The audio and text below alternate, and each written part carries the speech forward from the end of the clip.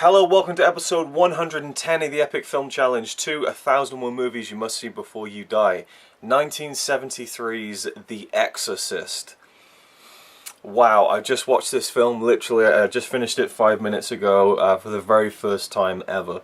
I'd seen bits of it when I was a kid, and a teenager I should say, and so I felt like I'd kind of seen it, but when I watched it today and sat down and checked it out, I realised I hadn't seen it at all. Well, I mean, I'd seen bits of it, like the more graphic scenes that were quite controversial at the time, and I guess probably still are. I'd seen those bits when when they were shown on TV and stuff, but I'd never seen the film or knew much about the plot other than that it's about this girl who gets possessed. Now, it's worth noting before I get into this and we start talking about it that I know very little about this film, and I almost want to just leave it that way for a while. And it just, I mean, it's one of those things where I never set out to do this series talking about all these films. I never said to myself, I need to look into every single film. I need to provide background information in the reviews and tell trivia and things like that. I have none of that for this, and that's fine. And that's for me to kind of delve into later on. I have the Blu-ray, which I just picked up recently.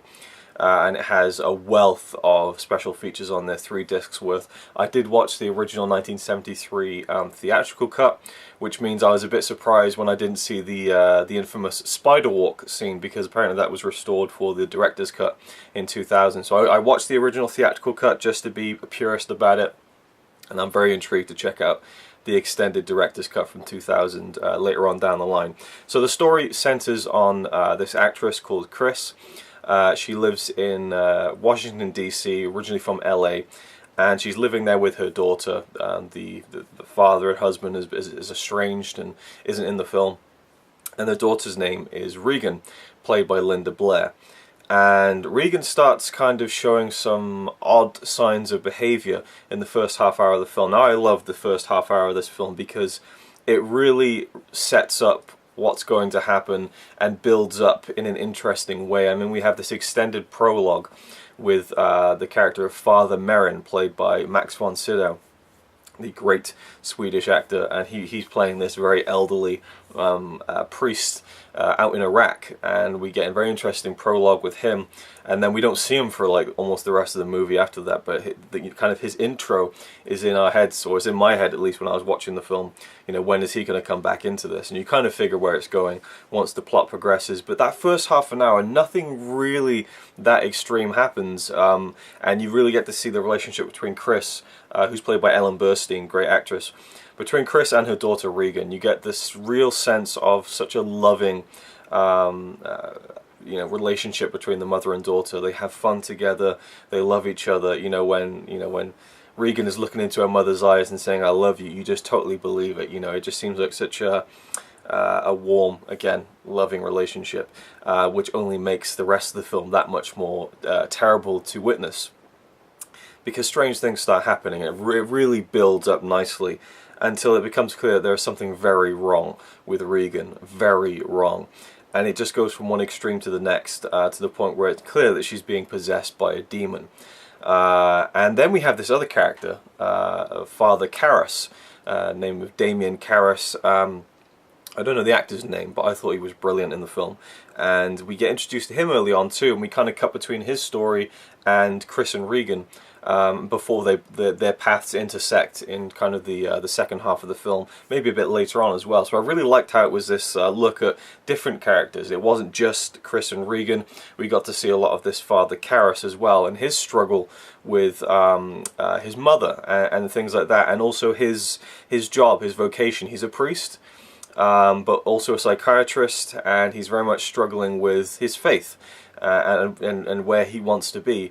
And I just loved the way the story was told from his point of view, and then from Chris and Regan's point of view, and then when those two stories come together at the end, I think it made for a brilliant story.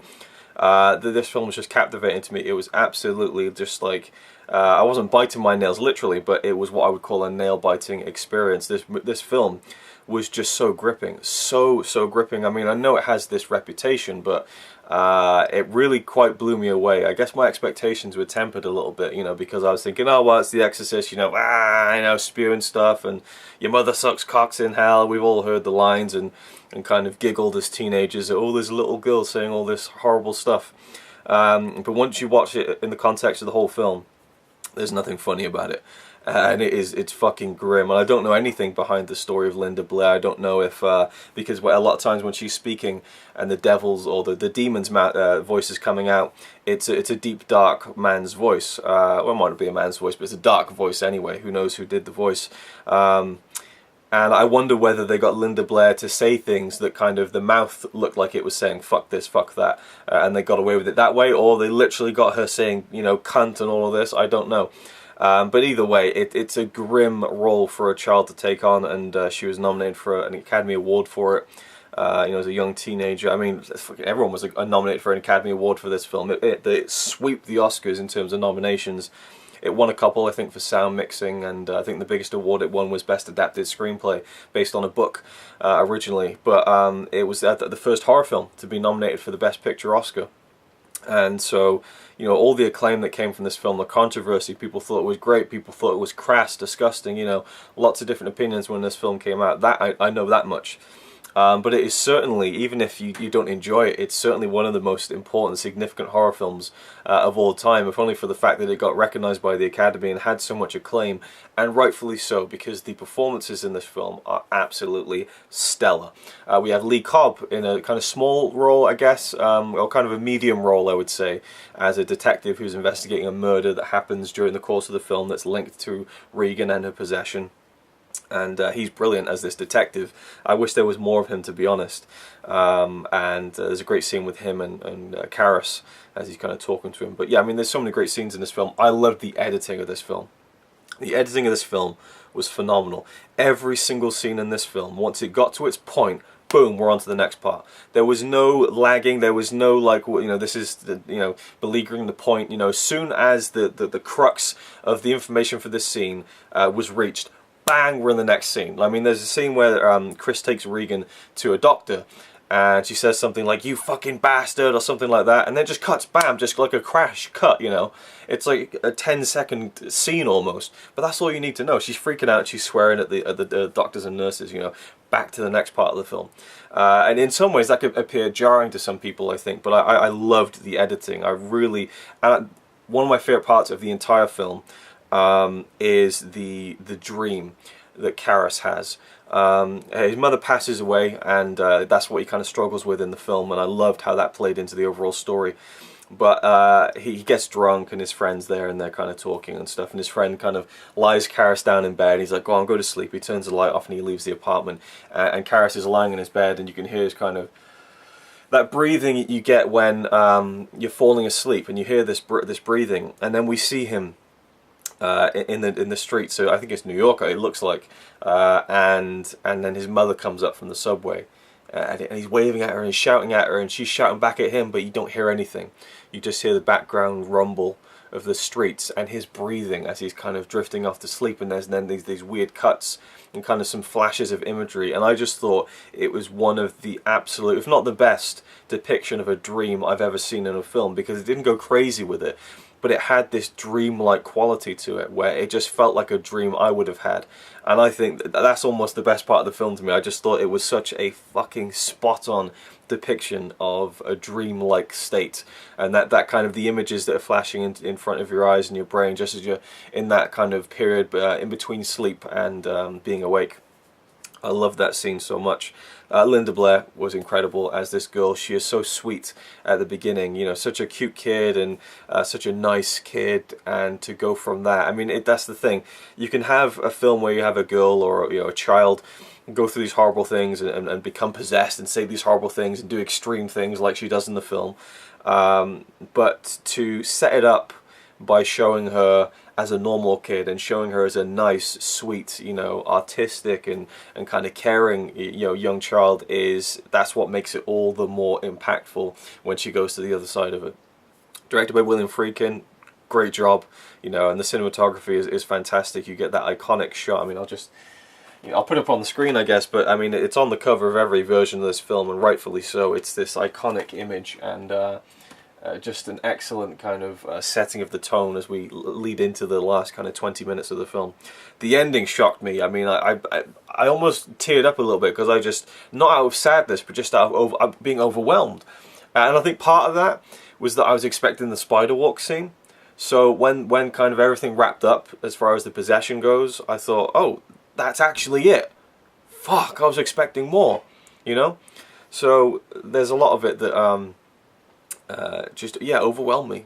And there's scenes where they feel like, you know, Regan is obviously, the doctors think that she's got some kind of psychotic, you know, thing going on. There's a lesion on her brain, they think, and so they take her in for all these tests, and you see these uncomfortable things where they're sticking needles into her throat, and she's like squirming and crying and things like that, and it's horrible. That stuff is horrific to me.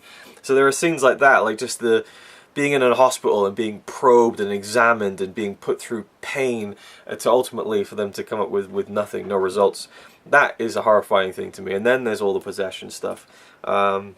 It's just, yeah, I think it's, again, films don't really scare me that much, if at all. And I wouldn't say this film scared me, but I think this is maybe the scariest film I've seen. Because another thing that I love about the film, how effective it is with the drama, is that Chris has to see her daughter go through this. And amidst this skepticism from all of the doctors and the specialists about, you know, whether it's, you know, what she thinks it is. I mean, she is seeing clear signs of it being a possession, which of course is supernatural and obviously can't be real, but she is seeing it right in front of her eyes. Like, the bed is moving all over the place. She's not just throwing this, you know, my daughter is not just, you know, going crazy and throwing herself around. The bed is throwing her around. It threw me around, you know. But the doctor's like, well, you know, people have abnormal strength when they go through this kind of psychosis, and so she has to battle with that, and them saying we're going to have to put her away, and we have to do this, we have to do that, and so you have this mother fighting for her daughter's life, and I think that's a horrifying thought as well, to have that taken away from you. And if something like this was to happen, which of course is impossible as far as my beliefs go, but if it were to happen, who would believe you? Who would believe you? Max von Sydow is incredible as well. I mean, it's ridiculous. He looks almost as old as he did in The Force Awakens last year, which was over 40 years after The Exorcist. So the makeup in this film, you know, is incredible, from Linda Blair when she's possessed to Max von Sydow when they made him look like this ancient 80-year-old man. I was thinking, how old is he again? Because you know, he just always seems to look old in all the films he does, but this one, it was really quite stunning how they aged him, and so expertly. You really can't see, you know, like there's some films, like in the Back to the Future films, sometimes you can kind of see the seams of the aging makeup, and that was like over 10 years after The Exorcist. So, I mean, from every level, this film seems to excel. The music, the Exorcist theme, that I think is quite iconic. I was surprised that it was only used in kind of 2 very small scenes, and again towards the end. I thought it would play a much more dominant role in the score of the film. And I don't really remember much of the score. I don't think there's much score in this film, to be honest. It's all very atmospheric. You know, the final scenes in the room with you know, Regan tied up and just, you know, spewing hatred and vile stuff out of her mouth, with, you know, in terms of literally, you know, puking out, but also, you know, swearing and all that stuff. That scene just feels so cold and bare, and, you know, their mouth is, you can see the breath coming out. I don't know if they must have, I guess back in the 70s, made the room really cold. I know these days they just digitally put cold breath in, but you know, there's such an atmosphere to this film as well.